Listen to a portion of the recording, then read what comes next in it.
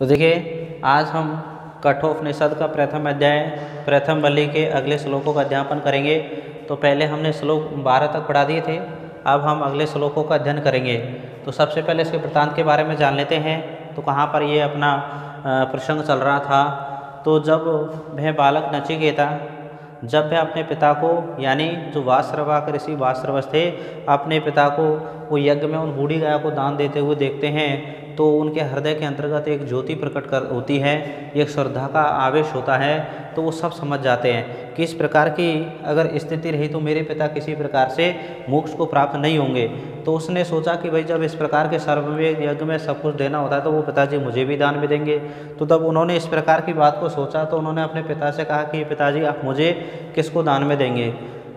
तो उसके पिताजी चुप रहते हैं, परंतु बार बार पूछने पर उससे कह देते हैं कि अहम मृतव्य तो हम ददामी, मैं तुम्हें मृत्यु को दान में देता हूँ। इस प्रकार की बात सुनकर के जब वो बालक नचिकेता के हृदय के अंतर्गत ये आभास होता है कि भाई मेरे पिताजी ने मुझे क्रोध में आकर किस प्रकार के जो वचन कहे हैं, तो कहीं यम से मुझसे संबंधित ऐसा कौन सा काम है कि आप पिताजी मेरे द्वारा उस काम को करवाना चाहते हैं।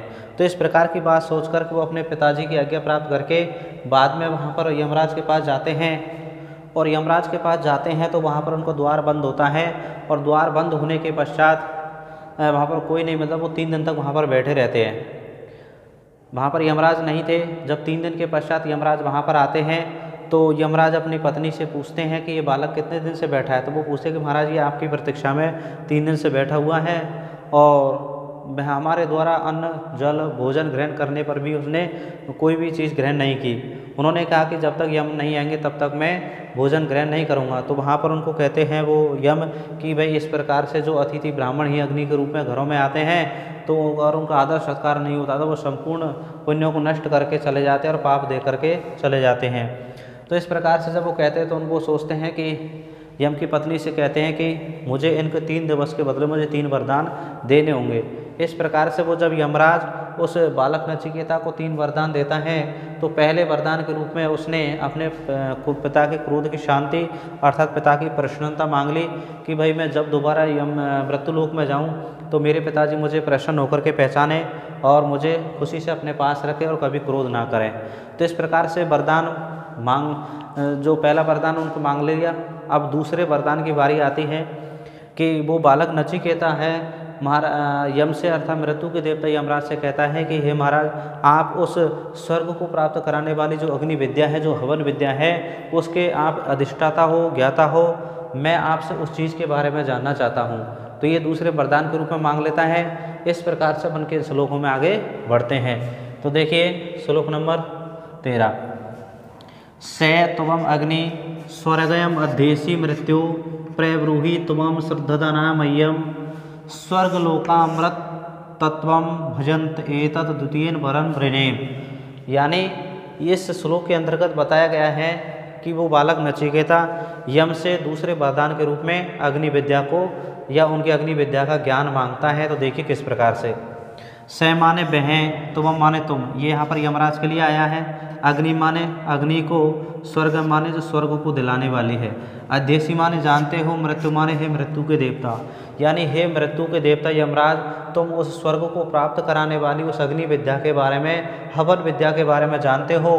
प्रब्रूहि तुम माने तुम, श्रद्धादानाय का मतलब श्रद्धा रखने वाले, मेरी मह्यम माने मेरे लिए, प्रब्रूहि माने बोलिए। यानी हे महाराज यम आपके प्रति मैं इतनी विश्वास धारणा रखता हूँ तो आप मुझे आप उसका ज्ञान दीजिए।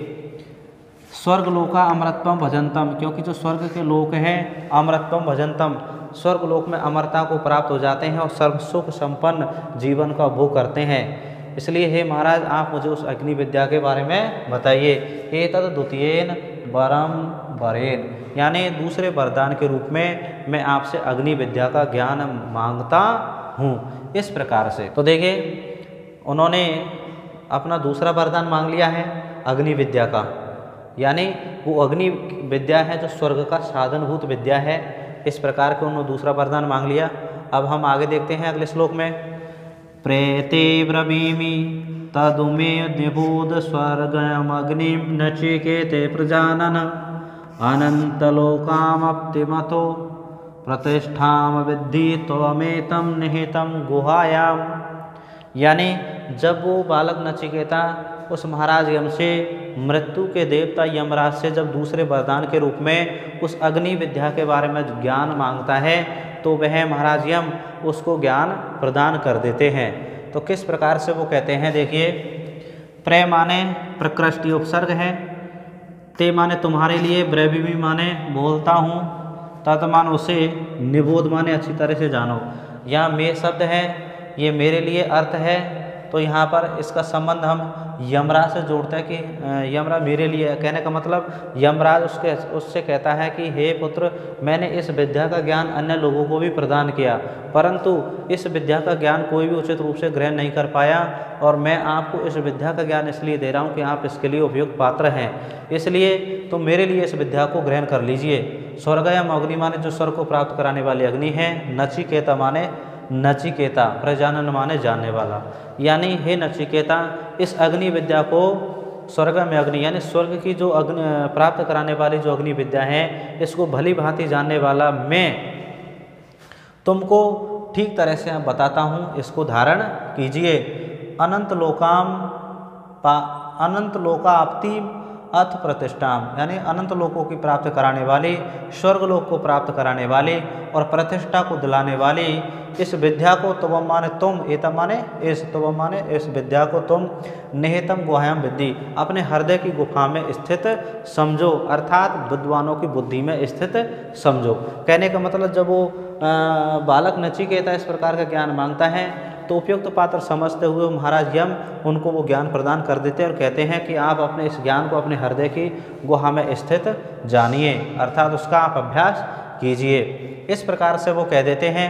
तो जब उस विद्या को जब उनके हृदय में स्थित जानने के लिए कहते तो वो उस विद्या को क्या करते, उसके अनुशीलन करते हैं, और जैसे ही महाराज यम ने उनको वो विद्या बताई थी वैसे कि वैसे महाराज यम को वो दोबारा सुना देते हैं और वो प्रसन्न हो जाते हैं, उनको एक वरदान और देते हैं। तो अगले श्लोक में ये है, तो देखिए,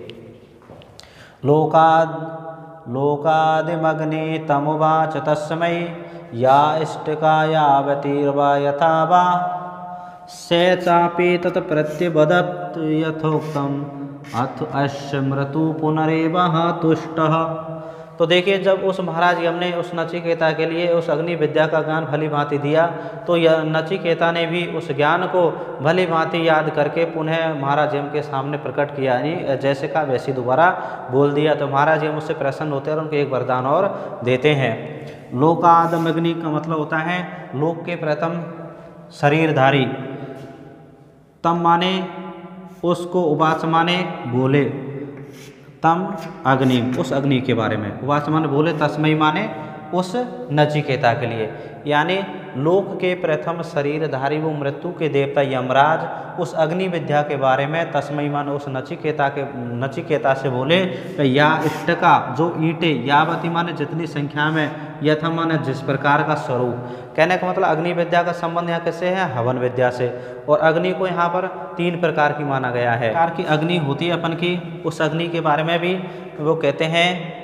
अग्नि का मतलब यहाँ पर एक गारहपत अग्नि भी होती है जो घर में जलने वाली अग्नि होती है, एक आहावनी है जो अग्नि की जो हवन से संबंधित होती है, एक दक्षिण, ये 3 प्रकार की अग्नि होती हैं। तो यहाँ पर किस प्रकार से कहा गया है कि लोक के प्रथम शरीरधारी जो मृत्यु के देवता यमराज ने उस नचिकेता के लिए उस अग्नि के बारे में ज्ञान दिया कि जो ईंटें जितनी संख्या में और जिस प्रकार से, यानी जो भी समस्त अग्नि विद्या हवन विद्या के बारे में ज्ञान दिया, तो सेच अपि उस नचिकेता ने भी तत् माने उस विद्या को प्रति अबद्धत माने दोबारा यूं क्यों बोल दिया, यह तो माने जैसे कही गई थी, यानी उस बालक नचिकेता ने उस विद्या को जैसा कहा गया था उनसे वैसा का वैसा बोल दिया।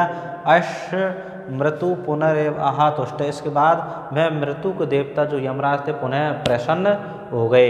एक बार दोबारा देख लीजिए कि लोक के प्रथम शरीरधारी उस यमराज ने उस अग्नि विद्या के बारे में बालक नचिकेता को बताया कि जो ईंटें जितनी संख्या में और जिस स्वरूप में। अब यहाँ पर ईंट का संख्या, स्वरूप और जितनी संख्या में कितना, इसका मतलब है हवन की वेदी से। यानी जब हवन का चयन किया जाता है, बनाया जाता है, तो उसमें ईंटों का चुनाव किया जाता है, कितनी संख्या में लगाई जाती है, कैसा स्वरूप होता है, ऐसा पूरा हवन और उस अग्नि विद्या को उन्होंने उसको बताया। तो उस बालक नचिकेता ने भी उस अग्नि विद्या को यूं का यूं अर्थात दोबारा बोल दिया। इससे महाराज जो मृत्यु के देवता थे वो प्रसन्न हुए। ठीक है, अब अगले श्लोक के बारे में देखेंगे। तम अब्रवीत प्रियमानो महात्मा वरम तब इह अद्य ददामि पुय तवैव नामना भवितायम अग्नि श्रंकाम चैमाम अनेक रूपान ग्रहम। तो किस प्रकार से श्लोक में बताया गया है कि जब उस बालक नचिकेता ने यम के द्वारा दी हुई इस विद्या को पुनः दोबारा बोल दिया, तो महाराज यम उससे प्रसन्न हो गए और उनको एक वरदान और देते हैं। तो देखिए, तम अवृत प्रिय मानो महात्मा, प्रिय मानो का मतलब प्रसन्न हुए महात्मा यम ने। तम माने उस नचिकेता से, अब्रवीत माने कहा, कि तब माने तुम्हारे लिए, यह माने यहाँ पर, अद्य माने आज, वरम माने वर, भूय माने एक बार और, ददामि माने देता हूँ। यानी प्रसन्न होते हुए महात्मा यम ने उस बालक से कहा कि मैं प्रसन्न हुआ, तुमको एक बार और यहाँ पर देता हूँ कि तबैव तुम्हारे ही नाम न माने नाम से, भविता अयम अग्नि, भविता मान होगी, अयम माने यह, अग्नि माने अग्नि। यानी हे बालक नचिकेता, ये अग्नि अब तुम्हारे नाम से ही जानी जाएगी। श्रंकाम च इमाम अनेक रूपाम ग्रहान, अनेक रूपों वाली अर्थात विचित्र रूपों वाली इस श्रंकाम माले, इस माला को धारण कीजिए।